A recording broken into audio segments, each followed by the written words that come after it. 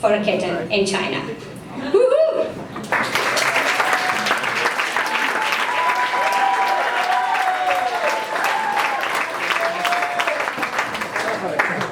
Yeah, I really did get third place. I don't know what happened there. Yeah, I think they were just trying to like tell me how bad I did. Okay, so what was it like growing up in New York City? I kind of get this question often. It's kind of a hard question to answer because I have no point of comparison. I don't know what it was like to grow up anywhere else. And New York City is such a diverse place, and it's been a really hard time answering that question. Until last year when I went to Wharton, and at Wharton they have this magical beasts, and they're called consultants. Consultants, they teach you how to answer every single question you want to answer. And I remember this one consultant taught me this secret. It's called Misi. I don't think I need to explain it to you guys because half of you are consultants, and the other half will probably have FOMO. So you guys all know this. So yeah, what was it like to grow up in New York City? And I think I can share a few stories. And the first story I remember was, I think when I was about in first grade, and it was Halloween, and we were in the building lobby, and they were having a Halloween party, musical chairs. So music's playing. I'm probably dating myself, but Macarena was really big that time, and yeah, hey Macarena. Yeah, we're going around, and the music stops, and I look around, and I'm not in a chair, and I look around, and everyone's beautiful costumes. I see the Batman, the Spider-Man, I see the princesses, and I look down at myself, and I thought I was a monster, but actually I was wearing a garbage bag. Black garbage bag, holes cut there, strips kind of cut with scissors, and just kind of realized then that my parents couldn't really afford costumes, and yeah, I was just suddenly embarrassed, and from that day I never really celebrated Halloween. Second story is actually when I was a little bit older, probably in the third grade. And that was the first time that I began helping my parents translate and to fill out these forms. They're called the housing development forms. And my parents didn't really speak English, and I was the only English speaker in my home, and I didn't really speak Chinese. So we would just be there like arguing over these like 20-page papers, like how do you translate this, how do you translate this, like don't mess that up, because if you mess it up, we're gonna get kicked out. And I think the last story is just me being in Chinatown, and I think I was there from age 3 all the way to age 18, and I remember I used to go into these shops and try to look for roast pork buns, but in Chinatown, like if you don't know Chinese, you don't really say I want a roast pork bun in English. No, that's wrong. You say 我要个叉烧包, okay? And so you speak like 3 languages in one sentence, and the shopkeepers look at you and you're like, and you just get these like really, really tough stares. And I think after 15 years of that, it started to wear on me. And so I guess for me, it didn't feel that happy growing up in New York City growing up. And I kind of dealt with that in 2 ways. The first way was, I think if you asked me in high school if I was Chinese, I would have told you, like, no, I'm not Chinese. Chinatown didn't want me, the Chinese community didn't want me, I don't want them. And the weird thing was, I don't know if I would have said that I was American either. I was just kind of in limbo somewhere. And the second thing was, I learned to kind of put on a tough facade. And I was pretty big in high school. And I just learned if you walk around high school, you just look kind of really pissed off. And you just, it works, it really does work. People don't talk to you, they stay away from you. They're like, oh, that guy's gonna like get me. And I was like, okay, so you know what? Like, it did work in high school. Like, I got through high school. I kind of survived, and then college came around, and I left home for the first time in my life. Ended up at this university called Tufts University, a little bit outside Boston. And yeah, anyway, so and the first few weeks were awful, guys. So like, I just realized that over those years in high school of like trying to scare people away, that I was like really, really, really, really awkward. But I couldn't talk to people. I scared people away. I didn't have friends for the first few weeks. It seemed like everyone else was making friends and going to clubs and whatever, and I was just like, oh gosh, I have no friends. And I used to walk around campus at night, just talking to myself and being like, what's wrong with you, man? Like, why, what's going on here? And I'll probably scaring people because I had the tough face on, and walking around campus at night. And it was like a few weeks of that, just scaring people and being awkward. And went to a lot of clubs, different groups, tried to find one, and eventually I ended up at the Christian Fellowship. And never really had been at one before, a Bible study or something like that.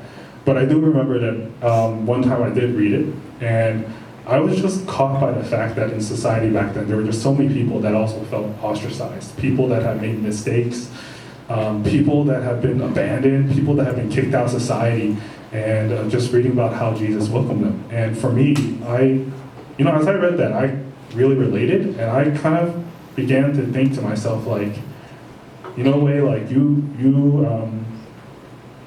maybe you aren't a mistake. Maybe the Chinese American side of you wasn't a mistake. Maybe this issue that you have with caring for yourself or loving yourself is it's not right. Maybe it's something that you can change. And so I began to try to work on that. And there were a few ways that I tried to work on that. I think one way that I started to realize that was this issue with trying to be tough and trying to scare people and not talk to people was actually wasn't just actually this me trying to be tough, but this insecurity that I had about myself and this need for control. And growing up in a Chinese American family, the traditional path was you're supposed to go to high school, and then you're supposed to go to college, and then you're supposed to get a job and a kid and married, and maybe not in that order, but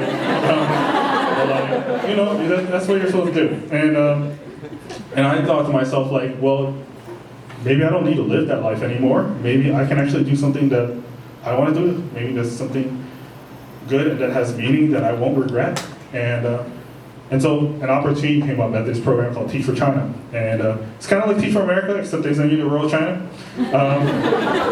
And I was thinking, well, this is really good for me because I actually don't know what my parents went through. I don't know what China is like. I've been being told all my life I'm not Chinese, and I told myself I wasn't Chinese. So maybe I can give this thing a shot. And I remember, Teach for China is really interesting. I remember, and there were a lot of challenges. I do remember that my first impressions that I got off that plane in rural China was just how beautiful it was. The blue-green, they had a bluish-green trees that I've never seen before, and it just felt so natural and untouched. And then, a few days later, you're waking up in your bed, and everyone's like, "Oh my gosh, there's cockroaches all over me!" And sorry guys, it does get kind of gross. So finish your food now. And then there were challenges kids throwing things out the windows, or trying to manage your kids, or having a really bad lesson after you spent so much time preparing for it, or teachers all of a sudden just ghosting you and not talking to you anymore, or the principal bringing you up to the office one day and saying hey, wait, you've been teaching for a week and we're not happy for it, and we're going to try to fire you. And so there were just so many different challenges that came up with Teach for China. And, but I found myself there. And I think one of the things that really changed me was when I got into Teach for China. It was a foreign cohort and then a Chinese cohort. And what ended up happening in those situations usually was the foreign cohort would just go hang out together, and the Chinese cohort would hang out together. And just and it would be like that. And I think for me as a Chinese American, it was the first time that I felt whoa, I could be in the middle and try to bring people together, and we can play mafia, and we can get each other killed, and eat food. And that was one of the first times I was hey, maybe there is something good about this. And then this is, guys, finish your food. Sorry guys, I had no filter. We had no filter in Teach for China. You guys are just going to get all that. And I remember that at Teach for China, one of the happiest moments at Teach for China was foreign food. Oh my gosh, ketchup is beautiful. Fried chicken is beautiful. And I had a manager. He would try to make foreign foods all the time, fried eggs. That's kind of foreign. Mac and cheese. Like these were real treats for us. And one day he tried to make chili. And this, he was a Wharton grad, by the way, 16. And this guy was like, he decided to make chili with these beans he bought at the supermarket. And except that he didn't cook these beans. So after like 5 of us ate it and we all got food poisoning for like a week, you know, like I was at the hospital now and I was actually kind of grateful. Okay, no, I wasn't really that grateful. I was like, I had an IV in me and I was like really scared because like, you know, there might be a bubble and like, you know, and I might die. But I was actually, that's not funny, guys. But so yeah, I was grateful because I had friends that I could talk to, and like it was like they knew so much of me, and they didn't care, and they still cared for me, and they loved me, and I appreciated that so much. Like this feeling of like, hey, you know all the things about you, you know my quirks, you know how damn awkward I am, and you still care, and I appreciate that. And the last thing that I really got from Teach for China was this kind of like the reverse immigrant experience. Like I remember like I never really used to get my parents like, why are you guys like this? Like, why are you guys so controlling or so afraid? Like, and me going to China, I didn't even know how to speak Chinese when I first went there. Like, for the first few like weeks, I ate something called noodle mian. I ate beef noodles every single day. It was like gross. Hell yeah! No, it's not. No, it's not. Hey, stop that. Hey, stop that. It was like good for like 1 or 2 days, then you're like, oh gosh, I need to learn Chinese. Yeah, so I, in a way, I used to be like, oh my gosh, my parents are a little scared, they're like, they don't understand. But as I like was in China, had to live this out, I actually started to think like, my gosh, you guys are like really brave. Like you guys went to America, you guys are 20-ish, around our age now, you didn't know English, you got a job as a cook, you didn't know how to cook. But you guys made it. And I think it was these moments that just being in China, just being in this place that was transforming, growing, and learning to find itself, I think it helped me to actually change my idea of what my past was like and what it looked like, and to realize that, you know what, maybe there was something good about it. And you know, like, and because of that, I think I learned how to see my future now from a new light. Thank you. Woo!